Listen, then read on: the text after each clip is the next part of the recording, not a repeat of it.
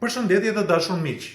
Jemi rikthyer sërish në rubrikën Pyet avokatin. Unë jam avokat Alban Durej. Si gjithmonë ne jemi këtu për t'i dhënë zgjidhje dhe këshillime ligjore të cilat do ju shërbejnë juve. Natyrisht që do të trajtojmë ato tema për të cilat kanë shfaqur interes qytetarët dhe tema më e fundit është frika e qytetarëve shqiptar lidhur me rregullat e re të reja të Bashkimit Evropian për lëvizjen e tyre në zonën Schengen dhe natyrisht në vendet e Bashkimit Evropian, ku ata kanë të afërm, kanë fëmijët e tyre, kanë motrat, vëllezërit, por shumë qytetarë tashmë lëvizin edhe për turizëm, pra për të vizituar këto vende dhe për të takuar të afërmit e tyre. Ata janë të shqetësuar sepse kanë parë në disa media lidhur me dizinformimin në opinionin publik për sa i përket rregullave të reja të kontrollit të tyre dhe qytetarët duhet që të kenë pagesa për sa i përket operacioneve që ata mund të bëjnë apo pagesa të tjera të cilat lidhen me udhëtimin. Janë të njëjtat rregullat të cilat kanë qenë më parë, por i vetmi ndryshim është që qytetarët pas datës 12, si lëvizin për herë të parë në këto vende,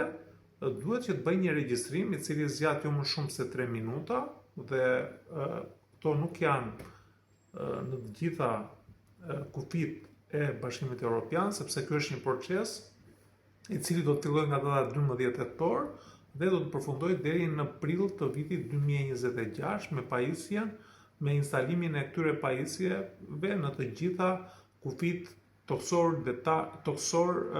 dhe ajror të këtyre vendeve,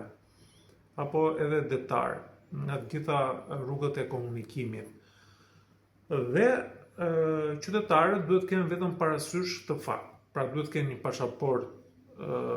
të vlefshme të tyre 6 muaj përpara udhëtimit, ato kriteret të cilat kanë qenë më parë, që do të thotë nëse do të shkojnë për turizëm, duhet të kenë rezervimin e hotelit, duhet të kenë pagesa për ai ditë qëndrimi dhe llogaritja bëhet me kuotën që ka përcaktuar këto vende. Nëse do të shkojnë tek të afërmit, duhet të kenë ftesën e tyre, pra një komunikim me këta të afërm nëpërmjet emailit apo telefonit dhe kriteret të cilat kanë respektuar deri tani. Por e vetmi ndryshim është që në këto vende ata do të kenë mundësi që të regjistrojnë, të bëjnë regjistrimin e të dhënave me generalitetet, të bëjnë një foto të fytyrës, të pamjes së tyre apo të fytyrës së tyre dhe të vendosin shenjat e gishtave. Nëse e bëjmë për herë të parë, pra të gjithë ne që duhet të kalojmë në këto vende për herë të parë duhet të bëjmë të regjistrim dhe nuk kemi më regjistrime. Nëse do të kalojmë sërish për herë të dytë,